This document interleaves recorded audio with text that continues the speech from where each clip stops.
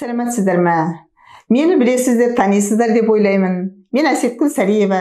Шығыс медицинасында көп жылдан бері еңбек етіп келе жатқан маман дәрігермін. Бүгінгі видеода сіздермен бөліскім келеді қуанышымды да. Сіздерге осы еңбек етудің арқасында мінекей мына YouTube каналынан жаңағы күміс бастырма дейді ғой, кнопка. Күміс кнопканы алып отырмын. Және сол Америкадан күміс кнопкамен қосып, мынау алғыс хат келіп отыр. Мен сіздерге бүгінгі видеода асқазан ауруы жайлы айтатын боламын.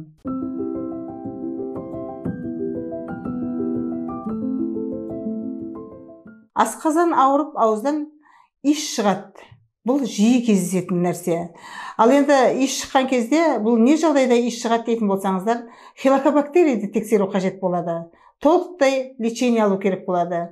Түнге қою тамақ ішіп жатуға болмайды. Ұйқыдан 3 сағат бұрын тамақтану керек. Көп кісілерде тамақ ішсем құсып тастаймын дейтін кісілер көп кездеседі. Ол көбінесе мидан. Мен мына тамақты жесем құсамын деп өзін-өзі дайындап қояды. Құсқан соң өзін жеңіл сезінеді. Ондай адамдарда құсу да оңай болады. Қолын салып жібереді де құса салады. Бұндай ауруды психосоматикамен ауырған ауру десе де болады. Майлы тамақ жейтіндер көбінесе бауыр өт жолы ауыратын адамдарға жеуге болмайтын, біліп отырсақ та жеп қоямыз. Бұл жерде сол аурумен ауырған адам өз нәпсісін тоқтату керек дер едім. Өттегі тас 2 миллиметрден асып кетсе, ертіп тастауға болады. Ал өті жоқ кісілер 6-7 ай диета ұстап, өт орнына пайдаланатын дәрілерді ішіп қалыпқа келген соң, қалыпты тамақ іше беруіне болады. Аш қарынға уақытысында тамақтану керек. Өт жоқ болған соң көбінесе запор болады. Ал өті жоқ кісілер 6-7 ай диета ұстап, өт орнына пайдаланатын дәрілерді ішіп қалыпқа келген соң, қалыпты тамақ іше беруіне болады. Аш қарынға уақытысында тамақтану керек. Өт жоқ болған соң көбінесе запор болады. Өт алған соң майсыз тағамдар ішу керек болады.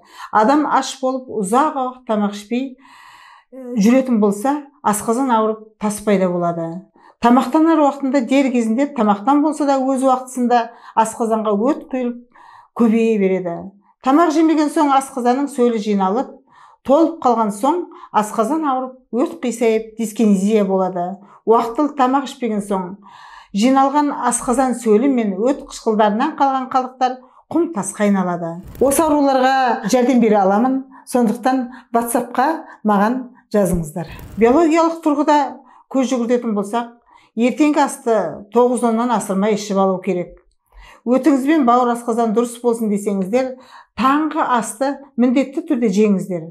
Мысалы, қабыну кезінде дәрігерге барып, қаралып емделген соң, жазылмадым дейтін аурулар көп кездеседі. Ал дәрігерге де кінә артуға болмайды. Өйткені дәрігер протокол бойынша ішкі ағза ауруына 10-14 күндік ем береді.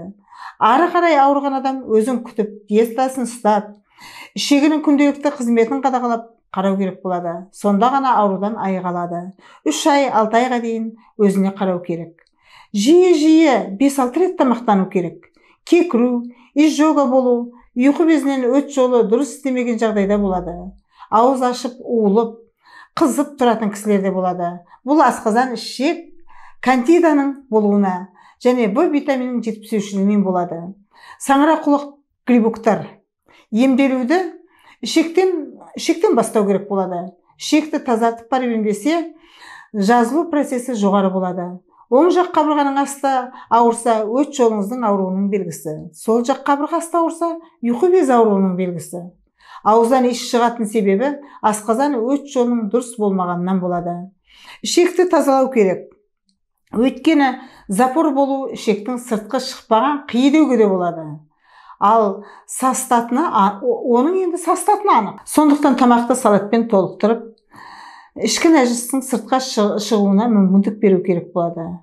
Ішті таза ұстап, тамақтануды дұрыс қолға алуымыз керек. Деніміз сау болып ауырмайық десеңіз, менің жазған кеңесім ұнаса, лайк басып, комментарий жазып хабарласыңыздар. Әсіресе мен сіздерге айтар едім, мына ішектен көбінесе запор болып, үлкен дәрет сыртқа шықпай жатады. Сыртқа шықпай жатыр деген сөз сіздің ішкі құрылысыңыздың ауруы үдеді деп айтуға болады. Өйткені іштегі адамның нәжісі кәдімгі сыртқа шығатын қиымыз ғой. Сол іште тұрғаннан кейін токсиндер жіберіп, адамның ішегіне, ішкі құрылысына токсиндер кетіп, ішкі құрылысыңыз ауыратыны көбінесе сол ішектің таза болмауынан болады. Сондықтан ішектің таза болуын қадағалап, жаңағы болмайтындай кедергілерге жол беруіміз керек. Кедергілерге жол беруіміз дегеніміз тоқ ішекті тазалап отыру керек. Уақытысында сыртқа шығып отыру керек. Сонда ғана біздің ауруымыздан айығып тез жазылатын боламыз. Сіздермен мен жаңағы бөлісіп отырған, білесіздер, Сәриев Әсеткөл, сіздермен кеңесіп отырамын. Сіздерге әр уақытта жауабымды беруге, сұрақтарыңызға жауап беруге дайынмын, сіздермен біргемін.